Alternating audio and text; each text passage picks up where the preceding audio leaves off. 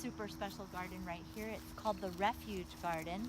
We work with refugee children who are unaccompanied minors crossing the border to escape warfare in their country, Honduras, Guatemala, and El Salvador. And so we have parts of the garden that they planted. They come for programs here to learn English and to learn about farming in the United States. And so the refugees planted this beautiful set of native trees, and these native trees were donated to us by the local land trust, which is just great. And so part of why we are growing them is because we have had a major problem with invasives, specifically something called Phragmites. And since planting the trees, and of course we're pulling the Phragmites out, but the trees create a situation of shade so that the invasives can't grow. So there's so many lessons in every single little garden. That's the whole point, is that every garden is a teaching garden. This garden is called the Garden of Resolve, and it's surrounded by bulbs that we planted, which you can't see at this time of year, but we've got you know, daffodils and crocuses and all kinds of wonderful hundreds of spring blooms that surround this garden. And these benches are from a tree that had to be cut down, and we wanted to repurpose the wood and show children that just because you cut a tree down doesn't mean that the wood just has to go to waste. So this is our outdoor classroom, and this is where we meet every day to talk about what we're doing. And it's also where we have meetings to resolve issues, problems in our little community. And over here we have insect hotels. So this is because children are always finding insects that they want to save or bring home. And of course we don't want them to bring them home, we want them to leave them in nature. So this gives a nice little environment, like especially woolly bears. Whenever children find woolly bears, we're like, oh, put them in here and they can hibernate.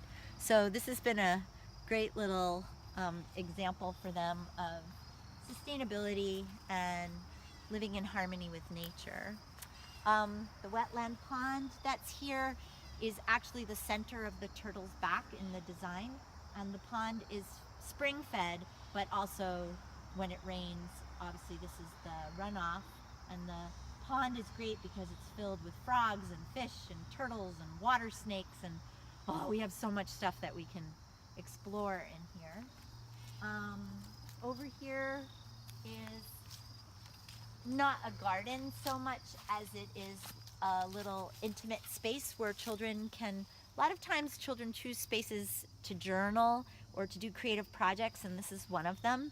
And this is just some wind chimes with some oyster shells that we found locally, and it says, if you have a question, play the chimes. And there's all little spaces like that in our gardens for the children to have creative or imaginative play. It's all fenced in because of the chickens. This is the funny part. It's not fenced in to keep the children in, it's fenced in to keep the chickens in. Because, you know, these free-ranging chickens wreak havoc in gardens. So these are our chickens. They're a huge part of our program because the children love them. And they have an outdoor run so we can keep them safe if we need to. They have a green roof that's, you know, very looking like the fall is taking its toll. But anyway, so you're not seeing all the beautiful flowers and everything, but we have shade-loving native plants that insulate the chicken coop in the winter to keep it warm, and in the summer keeps it cooler. And then we have a rain barrel to catch the runoff, and we have a wind system. And the wind isn't blowing right now, but when it does, it generates electricity for any need that we might have for electricity outdoors. And I can show you, we have a little outdoor setup here if we need to plug things in. It allows us to teach children about electricity and how to store wind power in batteries and make yeah, make your own electricity. That is a really important part of our programs, is that we are completely off-grid. We have woolly pockets, which are these wonderful container gardens.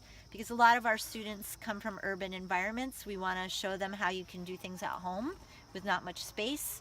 And these are made from recycled plastic bottles. So we grow herbs and veggies in here. Here's some lettuce that's still going, and some arugula that's going to seed. But so that's great. The chicken coop itself was built with pallets that were donated by a local warehouse. So that's awesome. And then we've got a little solar powered light inside, and there's a whole bunch of chickens. We make sure that we let our chickens have babies every spring so the children can watch that whole process of how the life cycle of the chicken really works. And there's a solar panel up here that is attached to a door. So they've got a little chicken door that opens at dawn and closes at dusk, which is so worthwhile, because otherwise you have to be here to let them out, and you got to be here to put them in, and we don't have to.